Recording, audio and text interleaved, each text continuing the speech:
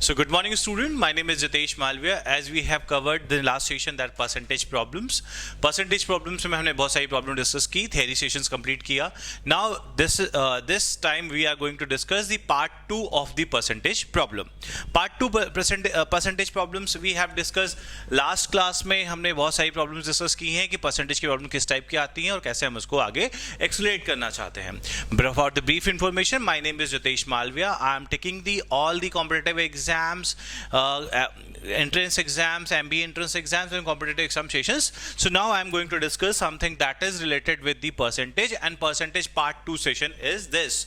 So percentage part 2 में जैसे हम लोगों ने डिस्कस किया था परसेंटेज पार्ट 1 में हमने बहुत सारी ऐसी प्रॉब्लम्स डिस्कस की थी जिसके कैसे कैलकुलेट परसेंटेज कैलकुलेट कैसे करते हैं, उनका यूज़ कैसे करते हैं. So they are few questions in my seat जो हमें इस बार आज डिस्कस करना चाहते थे और आज हम लोग डिस्कस करने वाले हैं.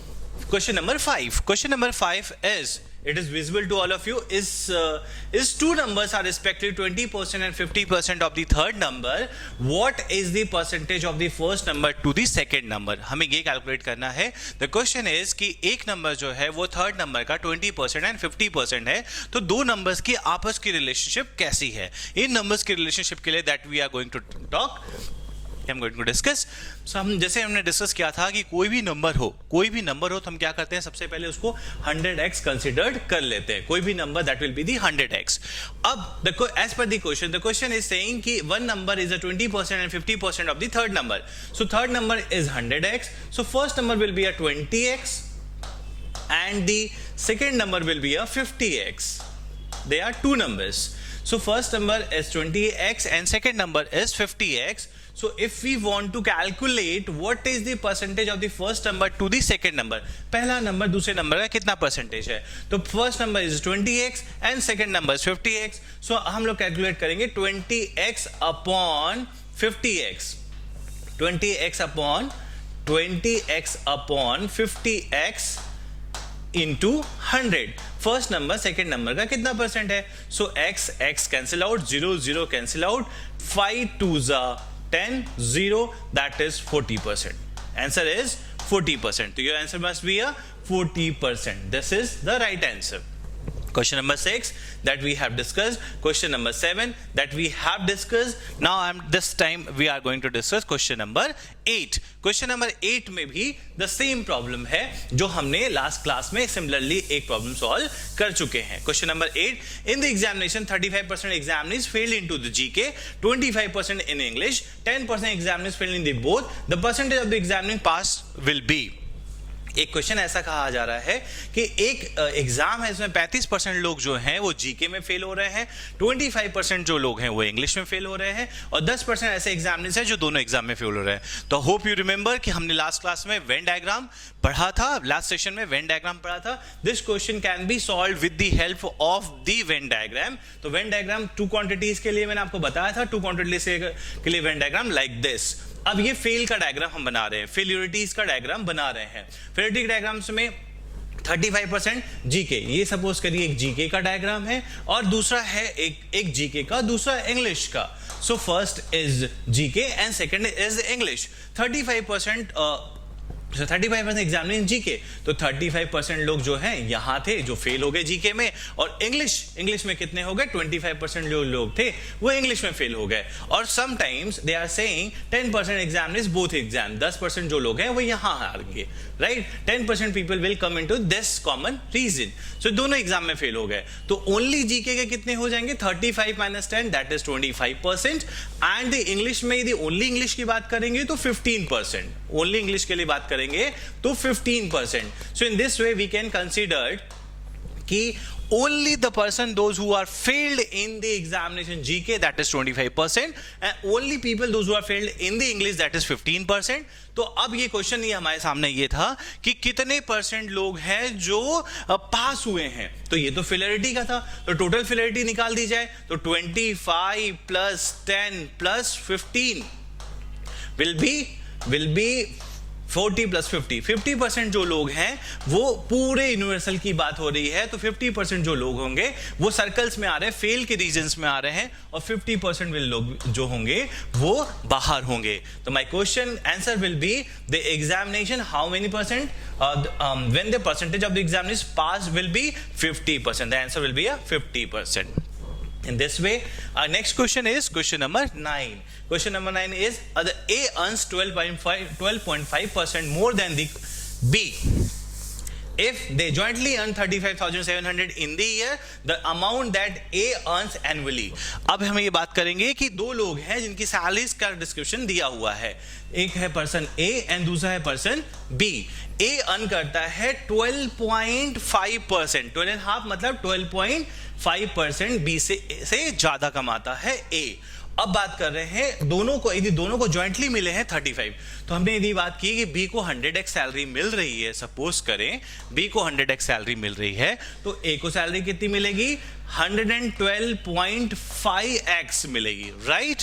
बिकॉज हमने लास्ट क्लास में भी आपको बताया था कि किसी चीज का यदि 12% बढ़ाना है, 10% बढ़ाना है, 20% बढ़ाना है, तो 100x में बढ़ाएंगे तो कितना हो जाएगा? 112.5x.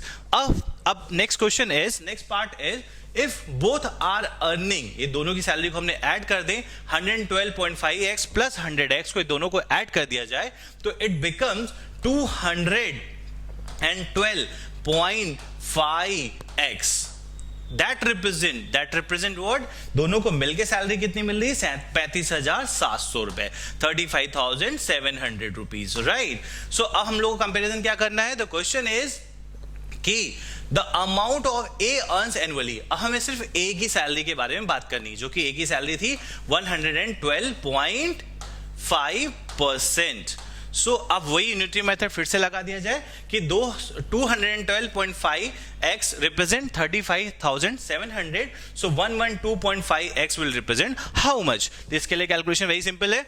ये एक यूनिटरी मेथड की कहानी है. तो सबसे पहले कैलकुलेशन में हमें क्या करना है? 212.5 नीचे आ जाएगा x, और 112.5x into 35,700 will be like this. अब बात करें कैलकुलेशन की, x से x कैंसिल आउट हो गया.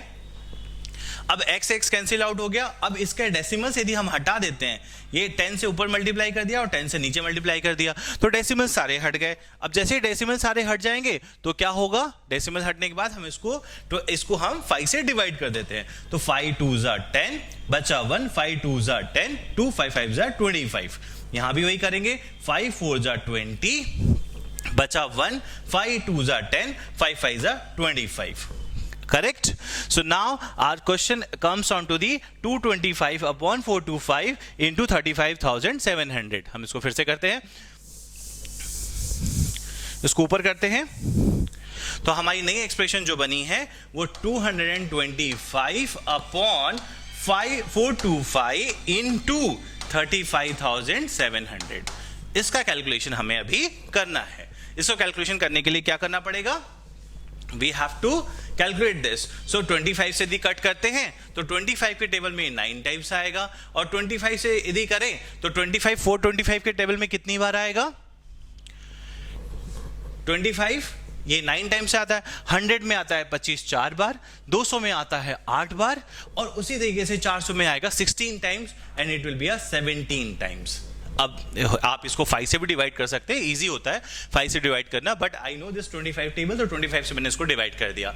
तो 9/17 इंटू 35,700. अब 17 से इसको कट कर लेते हैं, 17 2 34 और 17 1 and 00. So my final answer will be 9 1 9, 9 2 18 and 00. So the A salary will be 18,900. A salary will be 18,900. Question number D. Solve. Okay. So in this way we have solved question number 9. अब come on to the question number 10. Slide को ऊपर ले लें. Question number 10 पे solve करने वाले हैं अभी हम लोग. Question number 10, a agent gets a commission of 2.5% on the sales of a cloth. So in certain day he gets 12.50 as the commission. The cloth sold through him on that day worth is. अब ये बात है कि हर आदमी उस जो salesman है उसको 2.5% का क्या मिलता है, उसे 2.5% का मार्जिन मिलता है उसके सेल्स पे, और एक दिन में उसने 12.5 रुपए कमाए, तो बताइए कि उसने उस दिन के लिए कितने वर्थ रुपीस का सेल किया था. तो क्वेश्चन अब सीधा सीधी बात है कि agent gets 2.5% on the sales of a cloth. 2.5% का मतलब क्या हुआ, ये तो हमें समझ में आ ही गया था पहले, फिर भी एक बार मैं समझाता हूं कि 2.5% का मतलब ये होता है कि he will earn 2.5 rupees when he sell 100 rupees thing. हम जनरली बात करते हैं यदि कोई प्लॉट सेल होता है तो उस पर 2.5% का कमीशन मिलता है किसी को. तो ये कहानी आएगी कि 100 रुपए की चीज आपने बेची तो आपको 2.5 रुपए मिले, 2.5 रुपीज मिले. वही आपने 1000 रुपीज का बेचा तो आपको 1000 रुपीज का बेचा तो आपको 25 रुपए मिलेंगे. सिमिलरली 1 लाख का बेचा तो आपको 2500 रुपए मिलेंगे. So it is 2.5 rupees earn when he sell 100 rupees cloth. अब एक दिन में उसने कितना कमाया, 12.5. एक दिन में 12.5. वही again unitary method. Unitary method को आपको बहुत ही कंसेप्ट क्लियर करना है. यदि 2 पेन की कॉस्ट 10 रुपए है तो 5 पेन की कॉस्ट क्या होगी, जो हमने यूनिटरी मेथड कंसेप्ट पढ़े थे लास्ट क्लासेस में, वही चीजें अभी यहाँ डिस्कशन करना है. 2.5 is represent 100, so 12.5 will represent what? So यहां पे हम कंडीशन देखेंगे तो 2.5 नीचे एंड 12.5 ऊपर into 100. Simple language. सो 2.5 ये करेंगे तो 5 तो 25 फाइजा एंड फाइजा यहां आ जाता है आपका, और 5 तो total will be 5 into 100, that is the 500. 500 will be the cloth price. So answer number B 2 is right. Got it? Okay, now I am talking about the question number 11. Question number 11 में क्या है, चलिए पढ़ते हैं. Question number 11, very simple question. This is a long question but it looks very simple. कैसे लग रहा है? A competitive examination state A, एक स्टेट है इसमें 6% स्टूडेंट जो होते हैं वो सेलेक्ट होते हैं.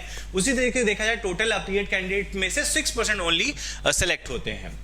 And the state B had the equal number of the candidate appeared and 7% got selected with 80 more candidate got selected than A. What was the number of the candidate appear for the each state? अभी question ये आ रहा है कि 2 states हैं जिसमें A state है और B state है. दोनों स्टेट्स के जो स्टूडेंट्स हैं वो कॉम्पिटिटिव एग्जाम में पार्टिसिपेट करते हैं. ए स्टेट जो है, ए स्टेट के जो हैं वो 6% लोग पार्टिसिपेट करते हैं, 6% के लोग सेलेक्ट होते हैं. The selection of the A state is 6% and B state is 7%. This is data is given in the question. उसके साथ में एक चीज और दिया हुआ है, that is 80 more candidate are selected in this reason.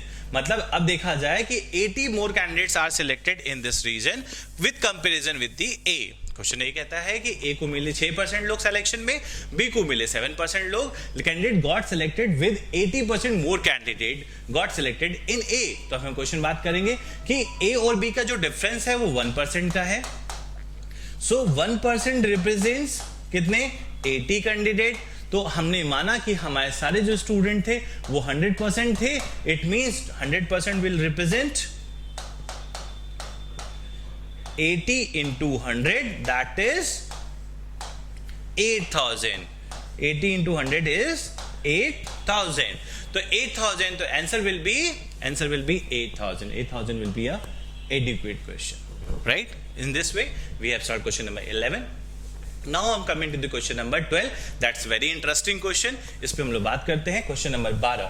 Question number 12 is very interesting question और इस पे हमें अपना दिमाग भी लगाना पड़ेगा. Fine. So question number 12, as you are seeing, question number 12 is what? The person who spent 66.2/3.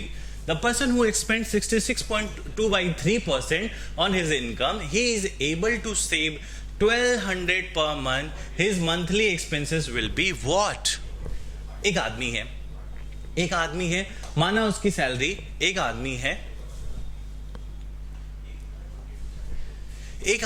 he is earning 100x. As usual जहां भी परसेंटेज की प्रॉब्लम आती है तो सबसे पहले हम क्या कैलकुलेट करते हैं, उसका 100x.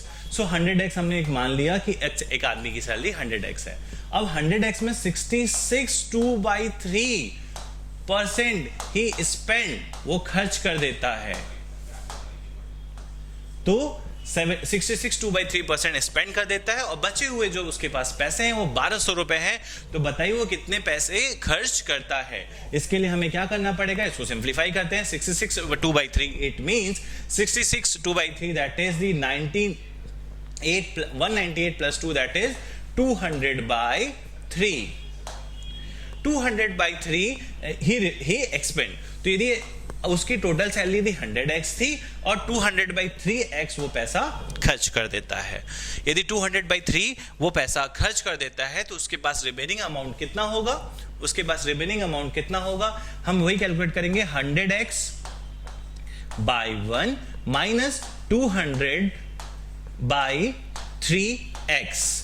तो कैलकुलेट करते हैं सबसे पहले इसका कैलकुलेशन में क्या करना पड़ेगा, 3 एलसीएम होगा 100x into 3 100x 3 that is 300x minus 200x that will be a answer will be 100x/3।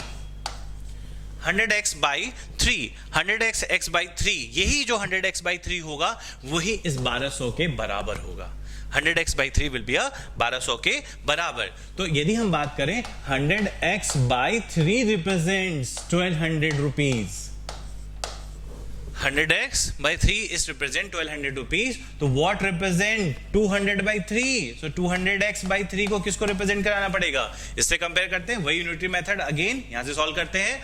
100x नीचे आ जाएगा, into 3 ऊपर चला जाएगा, 200x यहीं रहेगा, इसका डेसिमल इधर आ जाएगा। अब हमने बात करनी है किससे, 100x into 3 into 1200 रुपए। तो x से x कट गया, 100 से 200 कट गया, दैट इज 2 एंड अब बचा क्या, 3 से 3 कट गया एंड 1200 into 2 दैट इज 2400। तो answer must be 2400। Answer number B will be a right answer. तो सिमिलरली जब भी परसेंटेज की प्रॉब्लम सॉल्व करते हैं तो हम उसको 100 मान के चलते हैं और 100 जब मान के चलते हैं तो उस टाइम पे कैलकुलेशन यही ट्रिक होती है कि सबसे पहले 66.2/3% उसने किसी ने खर्च कर दिया, तो 100x में से 66.2/3 माइनस कर ले, जो रिमेनिंग पैसा है उसको 1200 से कंपेयर कर लिया और 1200 से कंपेरिजन के बाद हमने उसका एक्सपेंडिचर का 200/3 को भी कैलकुलेट कर लिया। 200x/3 will be the expenditure, this is simplified form of 66/2/3, right? I think you got the concept. Now next question is, the next question is question number 13. Question number 13. In election, candidate who gets 84% of the votes and elected by the majority of 476 vote, what is the total number of vote polled? Very simple question. Elections के बारे में सभी को पता होगा। Elections कैसे होते हैं? If there are 2 candidates, यदि 2 पार्टी हैं या 2 कैंडिडेट हैं तो क्या किया जाता है, 2 पार्टी या 2 कैंडिडेट के लिए देखा जाता है कि जिसके पास भी सरप्लस या एक के कंपेरिजन में दूसरे के पास ज्यादा वोट आते हैं वो ही पार्टी क्या होती है, इलेक्ट होती है। तो the election candidate who gets 84% in the vote elected by 476 votes, what is the total number of vote polled? This is the our question. So 84% जो जिसे मिला है वो, यदि हमने बात करी टोटल वोट होंगे कितने, 100x, एक को मिला कितना, 84x। So similarly दूसरे को कितना मिलेगा, दूसरे को मिलेगा 100 minus 84 that is 16x, right? सो अब यदि हमने वाला मेजोरिटी की बात जब हम करते हैं, मेजोरिटी की जब बात हो रही है तो मेजोरिटी इस कैंडिडेट की, ये कैंडिडेट ए है और ये कैंडिडेट बी है, तो कैंडिडेट ए और कैंडिडेट बी की जब मेजोरिटी की बात आएगी तो कैंडिडेट ए और बी की जब मेजोरिटी की कहानी देखी जाए सो दोनों का डिफरेंस कितना हो जाएगा, 84 minus 16, 84 minus 16, 40 में 6 गया 8 और यहां बचा 7 में से 1 गया 6, 68% मतलब 68x। यदि 68x रिप्रेजेंट करता है कितना, 476। सो अभी हम फिर से बात करेंगे, 68% रिप्रेजेंट करता है कितना, वही डिफरेंस 476 वोट, 476 से तो 100x will be represent what, तो क्वेश्चन इज, यही यूनिटरी मेथड फिर से आया, हर क्वेश्चन में यूनिटरी मेथड है, हर क्वेश्चन में 100x इंटू 476। सो इसको हम कैलकुलेट कर लेंगे। 68x यहां होगा, x से x कट गया। अब इस सिंप्लीफाइड इसको हम कैलकुलेट करते हैं, तो कितना होगा 68 476, कैलकुलेट कर लेते हैं।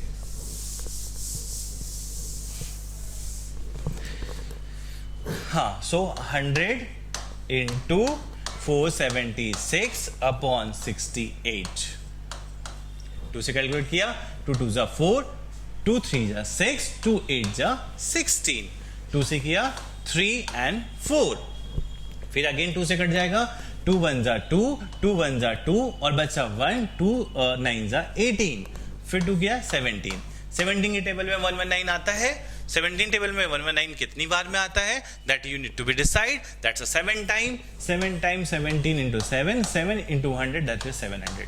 700 will be our answer. 700 will be our answer. Now we are going to solve the question number 13.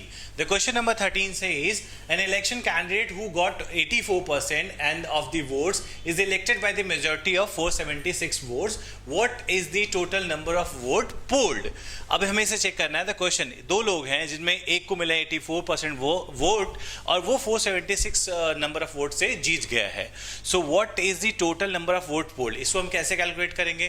Calculate करने के लिए सिंपल सी तरीका ये है कि 84, यदि दो कैंडिडेट हैं, सॉल्व करते हैं, यदि दो कैंडिडेट हैं तो एक को मिले, सपोज करिए they are two candidates A and B, तो ए को मिले 84% वोट, तो रेस्ट ऑफ द सेकंड को बी को कितने मिले होंगे 16%। How is 16%? क्योंकि total vote percent is 100x, total vote percent होता है 100 में से फर्स्ट को मिला 84, तो सेकंड को मिला कितना 16%। अब इन दोनों के डिफरेंस वोट हैं, दैट इज 476। द मेजॉरिटी जो हु गॉट 84%, वो कितने वोट से जीत गया 476 वोट से। So what is 476? We can equate this 476 vote with the difference of these two percentage. तो 84 में से यदि 16 जाता है, सो 84 माइनस 16, 84 माइनस 16 इट मीन्स, हम बात करें 8 एंड हियर बचा कितना 7 में से 1 गया 6, 68% vote, 68% vote represent 476। So it means 68% represent 476 votes. तो 476 here. So what will be the 100%? Again unitary method जैसा हमने लास्ट क्वेश्चंस में किए हैं। तो 68% रिप्रेजेंट कर रहा है 476 को, तो 100% रिप्रेजेंट करेगा 68 डिनोमिनेटर में और 100 ऊपर into 476। Okay, so 476 divided by 68 into 100। अब ये कट करते हैं, सो it is divisible by 7 directly. You may cut by 2, by 4, by 6, whatever the answer is, but the directly cutting is 7 and the 700% represent 700 people। मतलब total जो elected vote थे वो 700 थे। तो option number B will be our answer. So in this way we have solved the question number 3. Now again next question is question number 15.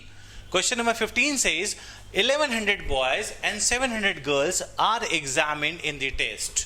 42% boys and 30% of girls are passed. So the percentage of the total who failed is, अब इस question में हमें solve करना है कि यदि 1100 boys and 700 girls ने कोई टेस्ट को अटेम्प्ट किया, 42% बॉयज क्वालिफाई करते हैं, 30% गर्ल्स क्वालिफाई करती हैं, so the total percentage the person who failed it. अब ये हमें पासिंग क्वालिफिकेशन परसेंटेज दिए हुए हैं, हमें कैलकुलेट करना है किसको, फेल परसेंटेज को। तो सबसे पहले हमें क्या करना है 1100 का जो है 1100 जो स्टूडेंट्स हैं उसमें से बॉयज हैं, उसमें से हमने क्या निकालना है 42%। तो 1100 बॉयज का 42% कितना होगा? सिमिलरली जो हमने सॉल्व किया था 1100 का 42%, that is 10% will be 110. 40% will be 440. 440 और 1% is 11. 11. जैसे मैंने कैलकुलेशन किया था, या तो वो ट्रिक लगाएं या तो नॉर्मल ट्रिक लगाएं. यदि नॉर्मल हमें लगाना 110, यदि ट्रिक लगाएं 110 into 110 into 110 into 110, that is 440. It represent 40% और 2% is equal to 22. It represents 40%. It means यदि हम बात करें टोटल का तो 440 विल बी अ 40% और remaining 2% will be a 22. That is 264. 462 students जो हैं वो पास हो गए हैं, जो बॉयज हैं वो पास हो गए हैं. 462. सो 462 is passed in first paper. 462 हो गए आपके बॉयज पास हो गए. सिमिलरली इधर हम लोग कैलकुलेट करेंगे गर्ल्स का. 700 गर्ल्स थी, 30% पास हो गई तो कितने हो गई? 30 is 210. The total boys is this, girls is this. Okay, so 30% is 210. So total pass percent कितना हो गया हमारा? टोटल पास परसेंट में दी हमने पास परसेंट निकाले. The percentage of total who failed, तो पास कितने हो गए? पास हो गए तुम्हारे 2, 7, 2, 7 and 6. 672 student, those who are passed in the both the boys and girls are passed in 672. Now I need to calculate the fail percent. Total number of students who appeared in the exam 1100 and 700, that is 1800. 1800 minus 672. 1800 minus 672. That is, ये लोग हो गए पास. तो failure निकल जाएंगे 8. यहां से बचे आपके 9 में से गया 2, यहां बचा 8, 9, 7, 7 6 गया 1, 1. 1128 student, those who are failed in the examinations. 1128. अब इसका कंपैरिजन हमें किससे करना पड़ेगा? टोटल नंबर ऑफ स्टूडेंट से. 1100 प्लस 700 से. तो 1100 प्लस 700 दैट इज 1800. क्या करें? 1128 डिवाइडेड बाय 1800 इंटू 100 कर लेते हैं. 0 से 0 कैंसिल आउट, 0 से 0 कैंसिल आउट. अब बात करें, इसको हमने 2 से डिवाइड कर दिया. 2 5 जा 10, 2 6 जा 12 एंड 2 4 जा 18 एंड इसको किया 9 से. सो अब इसको डायरेक्टली 9 से डिवाइड करेंगे. तो 9 से डिवाइड करने के बाद यदि हम इसको 9 से डिवाइड करते हैं तो क्या आंसर आएगा? कितने परसेंट लोग फेल हो गए? जो भी कैलकुलेशन इसमें आएगा दैट इज अराउंड 62.2/3%. 564 को 9 से डिवाइड किया तो 62.2/3% student those who are failed in the examination. Right? In such way, we have solved question number 15. Now question number 16. Question number 16 is what? Question number 16, if x is a 90% of y, then what percent of x is y? Very simple question.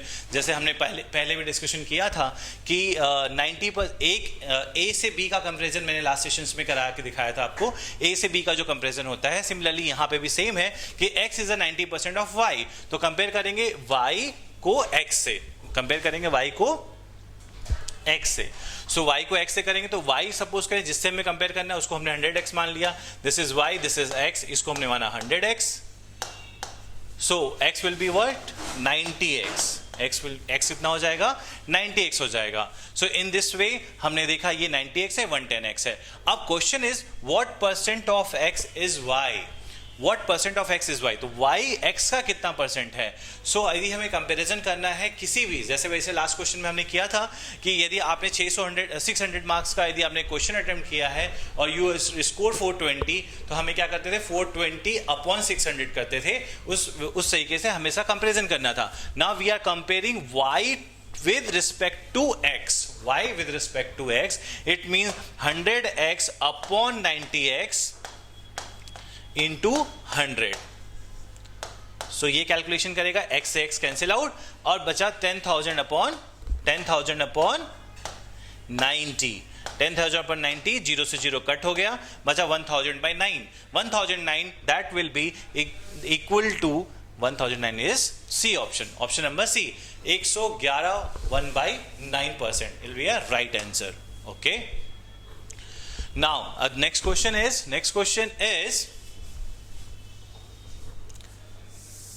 question number 17. Rohit spent 40% of the salary on food, 20% house rent, 10% internet entertainment, 10% on the conveyance. If the saving is end of the month is 1500, then his salary is, monthly salary is. So कैसे calculate करें? It's very simple. यहाँ सीधे सीधे figures दिए हुए हैं. इन सीधे सीधे फिगर्स से हमें क्या निकालना है? उनका एडिशन. तो पहला यहाँ दिखा हुआ है 40%, देन 20%, 10%, 10%. 40, 20, 60, 60, 60 plus 10, 70, 70 plus 10, 80. 80% उसने खर्च करने के बाद बचा कितना उसके पास? 20%. 20% represents 1500. If 20% represent 1500, it means 100% represent what? Got it? 1500 आपको 20% रिप्रेजेंट कर रहा है, तो आपका जो 10% होगा वो 750 होगा, 100% होगा 7500. तो answer number B will be the answer. अगला question. In a history examination, average for the entire class is 80 marks, and if 10% student score 95 marks and 20% student score 90 marks, what are the average marks of the remaining student of the class? ये एक tough question दिख रहा है, लेकिन इसको हम calculate करेंगे because इसमें एवरेज भी इंक्लूड कर दिया गया है. तो एवरेज इंक्लूड करने के लिए हमें क्या कोटेशन करना पड़ेगा? इसको सिंप्लीफाई करने के लिए हमें देखना पड़ेगा हिस्ट्री में examination 90 total score S examination average entire marks is 80 marks. यदि पूरी क्लास का एवरेज मार्क्स 80 है, 10% स्टूडेंट स्कोर 95 मार्क्स, तो हम सीधे सीधे इसको लिखते चले 10% इंटू 95. पहला टर्म हो गया, इसको हमने फर्स्ट टर्म में सॉल्व कर लिया. दूसरा क्वेश्चन क्या है कि 20% इंटू 90 मार्क्स, तो 20% इंटू 90 मार्क्स. अगला 10% स्कोर 95, 20% 90, तो एवरेज सेटिंग क्या होगा? एवरेज सेटिंग के लिए हमें कुछ नहीं करना है. एवरेज सेटिंग के लिए हम ये करेंगे कि 10 इंटू 95, 20 इंटू 90 प्लस 70 जो बचा into x, that represent total की बात करेंगे. तो टोटल की बात करेंगे तो टोटल हमने इस क्वेश्चन में पहले ही दिया हुआ है कि 80 मार्क्स आए हैं, तो 80 इंटू 100. इन सब का सम इस नंबर्स के बराबर होगा, और इससे हमें x को क्वालिफाई करना है. जब x को क्वालिफाई करेंगे तो इसका क्वालिफाई करेंगे. पहला इसका आंसर होगा 950, इसका होगा 1800, इसका होगा 70x और इसका होगा 8000. ओके. सो अब इस इक्वेशन को यदि हम सिंप्लीफाई वे में बात करें तो सीधे सीधा लिख सकते हैं क्या लिख सकते हैं? 950 plus 1800 plus 70x is equal to 8000. Okay, clear करते हैं इसमें से. अब हमने जोड़ा इसको 1800 प्लस 950, सो 0 0 0 5 8 9 17 और 1 1 2 2750 plus 70x is equal to 8000. So 70x will be what? 70x will be 8000 minus 2750. 2750 इस माइनस करेंगे. 0 5 यहाँ बचा कितना? 9 में 7 गया 2, यहाँ बचा कितना? यहाँ बचा 7 7 2 गया 5 5250. So x will be 5250 upon 70. 5250 upon 70. x will be a 75. Directly हम देखें तो x की वैल्यू कितनी हो जाएगी? 75. So total is 75. So what is the average of the 19 is 75. 75 is your right answer. Next question देखते हैं. Next question is question number 19. Question number 19 आपको एक क्वेश्चन दिख रहा है जिसमें क्लियरली लिखा हुआ है कि हर्ष wanted to subtract 5 from a number. Unfortunately, he added 5 instead of subtracting. Find the percentage change in the result. इस क्वेश्चन में चार आंसर्स दिए हुए हैं. 300%, 66%, 50% एंड 33.33%, और एक आंसर है कैन नॉट बी डिटरमाइन. तो ऐसे क्वेश्चंस सिर्फ आपको फंसाने के लिए दिए जाते हैं कि इस क्वेश्चन में आप देखिए कोई नंबर्स में यदि आपके पास कितना भी रुपया हो, सपोज करो आपके पास 1000 रुपीज हो, 2000 रुपीज हो, 3000 रुपीज हो, उसमें से यदि 5 को हमको सब्ट्रैक्ट करना था, लेकिन उनको सब्ट्रैक्ट करने के जगह उन्होंने क्या कर दिया, ऐड करना था, लेकिन ऐड करने की जगह उन्होंने क्या कर दिया, सब्ट्रैक्ट कर दिया। तो इट डजंट मैटर कि इसका मैटर तब होता है कि इसका रिजल्ट क्वालिफाई नहीं किया जा सकता है। सो इट मींस कि कैन नॉट बी डिटरमाइन की कैटेगरी का क्वेश्चन है, बिकॉज आपके पास होल नंबर्स नहीं दिए हुए हैं। यदि आपके पास टोटल नंबर दिए होते हैं तो उसके बेस पे हम कंपैरिजन कर सकते हैं। यदि यह रहता कि 1000 एक नंबर दिया हुआ था, उसमें 5 नंबर को हमें क्या करना था, 5 नंबर को हमें सब्ट्रैक्ट करना था, लेकिन 5 नंबर को ऐड कर दिया गया तो उसका कंपैरिजन बन जाता। लेकिन यहाँ पे कंपैरिजन बनने का चांस ही नहीं है, बिकॉज यहाँ पे होल नंबर्स नहीं दिया हुआ है। तो इस क्वेश्चन में हम लिखेंगे कैन नॉट बी डिटरमाइन। अगला क्वेश्चन है कि the question number 20, height of the triangle is increased by 40%. What is the maximum percentage of the increase in the length of the base? So increase in the area is restricted to maximum 60%. Question थोड़ा सा tough दिख रहा है, question is tough also. अब इस question को हम focus करके सॉल्व करते हैं। Height of a triangle is increase by 40%। यदि किसी ट्राइंगल की हाइट बढ़ा दी जाएगी 40% से, और what is the maximum percent increase in length. देखिए जब भी कोई ट्राइंगल की बात होती है तो triangle is like this. Triangle में दो चीजें होती हैं, एक होता है बेस और एक होता है हाइट। इसमें थोड़ी सी हमने ज्योमेट्री का पार्ट यूज किया है कि एक होता है हाइट और एक होता है बेस। दोनों को यदि हम सॉल्व करते हैं बेस एंड हाइट को, तो इसका एरिया निकालने का फॉर्मूला होता है area is equal to half into base into height. Half into base into height, point to be noted, half into base into height किसी भी ट्रायंगल का एरिया है। अब ट्रायंगल का एरिया यदि half into base into height है तो हमें क्या करना है, अभी क्वेश्चन में ये दिया हुआ था the height of a triangle is 40% से हाइट कर दिया गया। तो सबसे पहले हम ये सपोज करेंगे कि initially height of a triangle was the 100h and base will was the 100b। तो उसका एरिया कितना हो जाएगा, area must be half of base into height. तो इसका हो जाएगा area half into base into height means 10,000 BH। It means यदि 2 से हमने क्रॉस किया दैट इज 5000 BH। कितना हो जाएगा, 5000 BH। अब उसका एरिया ट्रायंगल का था 5000 BH। ट्रायंगल का एरिया 5000 BH। अब इसमें यदि 60% का इंक्रीमेंट चाहिए, 60% का इंक्रीमेंट, तो 5000 का 60% होता है 3000 को हमने इसमें ऐड कर लिया। अब ये क्वेश्चन दिमाग में आएगा 60% कैसे कैलकुलेट कर लिया 5000 का, तो 5000 का 10% होता है 500 और उसका 6 टाइम मल्टीप्लाई करेंगे तो 3000। टोटल मिला के हमने कर लिया इसका 8000 BH। Total is equal to 8000 BH।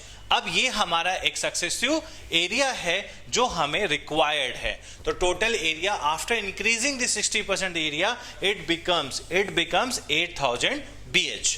अब क्वेश्चन ये है कि what is the percentage increase in the length of base. Base में कितनी उसमें परसेंटेज चेंज आएंगे यदि उसकी हाइट को 40% बढ़ा दें। अब तो हमें नया एरिया पता चल गया है, तो हम इसको सॉल्व करते हैं। कैसे, नया एरिया है आपका 8000 BH। अब नया चेंजेस आया, कितना, हाइट थी 100x, नई हाइट आ गई 140x, 140x। कितनी ब्रेथ होनी चाहिए, we don't know, that is हमको नहीं पता है ब्रेथ के बारे में, तो हमने इसको कंसिडर कर लिया it is like k। Now 140x into k will be 8000 BH। तो हम इसको सॉल्व करेंगे, 140x into k is equal to 8000 BH। 1000 B height है ये, तो h हो जाएगा यहाँ पे, और k हमें नहीं पता है। सो k क्वालिफाई करने के लिए हमें क्या करना पड़ेगा, k क्वालिफाई करने के लिए 8000 BH अपॉन 140h। s से h कैंसिल आउट हो गया, तो नया k जो आपको आएगा वो 0 से 0 कैंसिल हो गया। अब 8000 अपॉन 40 मतलब k की वैल्यू आएगी आपकी, k की वैल्यू करीब करीब आएगी आपकी height of the this, so k की वैल्यू होगी 114.28 b. सो k की value I 114.28 b. So initial was 100 b, तो इसमें 100 b माइनस कर देंगे तो हमारा आंसर आ जाएगा 14.28 b.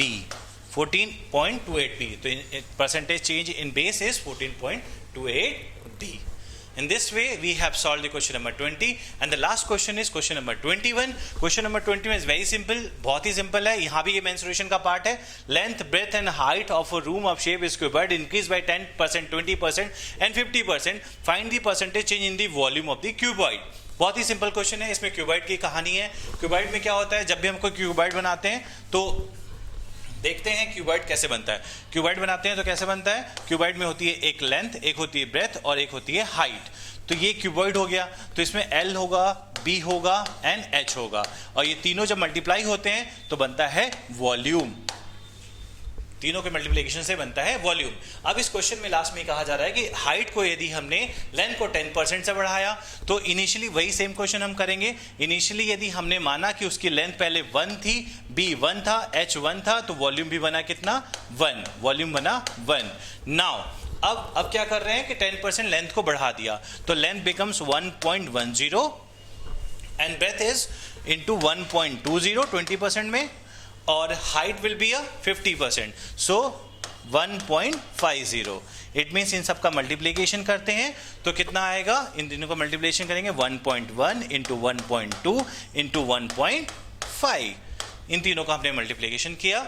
मल्टीप्लीकेशन करने के बाद क्या आना है, जो आएगा that will be the new volume. New volume तो मल्टीप्लीकेशन करके भी दिखा देते हैं. यहाँ पे 12 इंटू 15 का मल्टीप्लीकेशन, 15 2 30 कैरी 3, 15 1 3 180.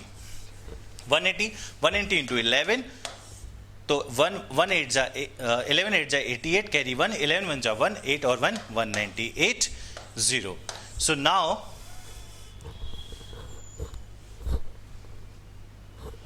तो परसेंटेज चेंज एग्जैक्टली 1.98.